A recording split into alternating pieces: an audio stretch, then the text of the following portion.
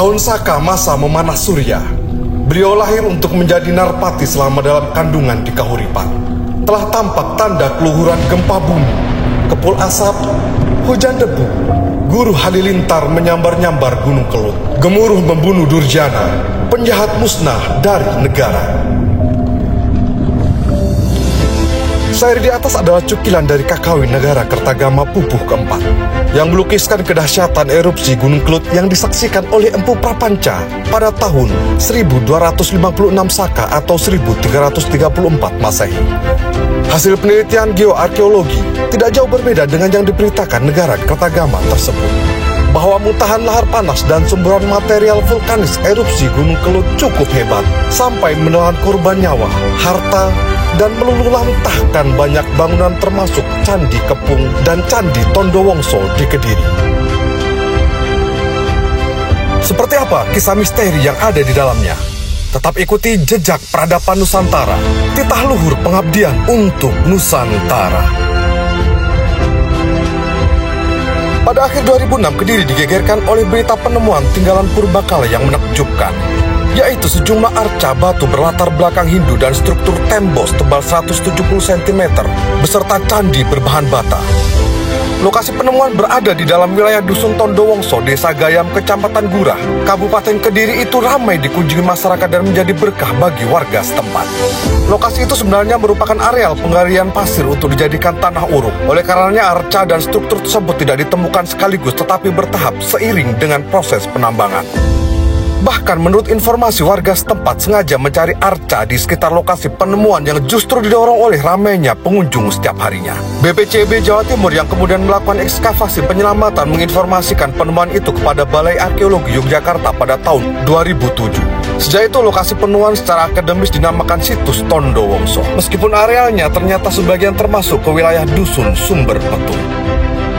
Setelah penelitian penjajakan pada tahun 2008, situs Tondowongso menjadi salah satu situs unggulan dalam program penelitian Balai Arkeologi Yogyakarta yang terbagi menjadi dua program penelitian jangka menengah, yaitu Jangka Menengah 1 tahun 2009 sampai 2014 dan Jangka Menengah 2 tahun 2016 sampai 2019. Secara singkat, gambaran-gambaran pokok hasil penelitian hingga 2014 dapat diuraikan sebagai berikut. Delineasi situs Tondowongso meliputi area berukuran 120 meter yang memanjang timur barat dan 100 meter yang memanjang utara selatan. Meski demikian, luasan situs diduga lebih luas dari itu, setidaknya 200 meter ke selatan dan 200 meter ke arah barat. Aspek-aspek arsitektural antara lain meliputi bahan bangunan yaitu bata yang berukuran panjang antara 42 sampai 45 cm, lebar 18 sampai 22 cm, dan tebal 7 sampai 8 cm.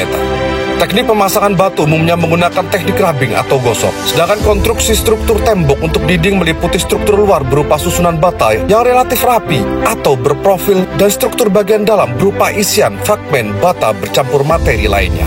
Gugusan candi terdiri atas bangunan induk yang berukuran 8 x 8 meter dan 3 perwara dengan kisaran ukuran 4 meter. Namun secara spesifik, bentuk dan ukuran bangunan perwara tidak seragam.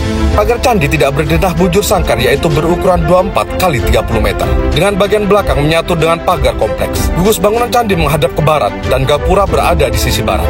Selain gugusan bangunan candi yang terletak di sudut tenggara, belum ditemukan gugusan bangunan lainnya kecuali gejala adanya ruang-ruang yang terbentuk oleh bujuran-bujuran tembok yang lebar 170 cm, 130 cm, dan 90 cm. Di berbagai bagian tampak adanya penambahan bangunan dan perubahan konstruksi yang menandakan adanya gejala fase-fase pembangunan sekaligus mengindikasikan pemakaian kompleks bangunan dalam rentang masa yang lama. Secara kronologis, situs Tondowongso setidaknya berada pada kisaran abad 11 Masehi. Hal ini didasarkan pada hasil analis karbon 14 yang sampelnya diambil di sekitar bangunan candi dan menunjukkan umur kalender 1006 Masehi.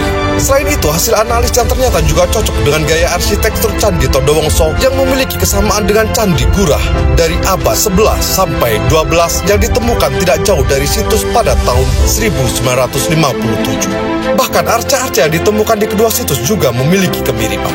Kisah kronologis situs Tondowongso sekitar abad 11 sampai 12 Masehi menjadikan candi dan kompleksitas bangunan lainnya dikaitkan dengan kerangka sejarah Kerajaan Kediri. Kediri adalah nama kerajaan yang disebutkan dalam berbagai sumber tertulis setelah masa pemerintah Raja Airlangga. Airlangga yang bertahta sejak 1019 Masehi merupakan tokoh penting dalam kerangka kesejarahan, karena dapat dikatakan sebagai tokoh sejarah yang menjembatani antara masa pralaya dengan masa lahirnya dua kerajaan kembar, Panjalu dan Jenggala. Panjalu adalah Kediri dengan ibu kotanya yang disebut Daha. Masa pralaya itu adalah ketika kediaman Raja Dharma Wangsa Teguh diserbu dan dihancurkan secara mendadak oleh Raja Worawari pada tahun 1016 Masehi.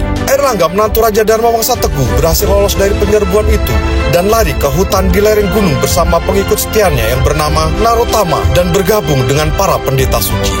Airlangga yang meninggal pada pertengahan abad 11 Masehi sebelumnya telah menyerahkan kerajaan kepada dua pewaris tahta dengan cara membagi wilayah kerajaan menjadi dua bagian, yaitu Panjalu dan Jenggala.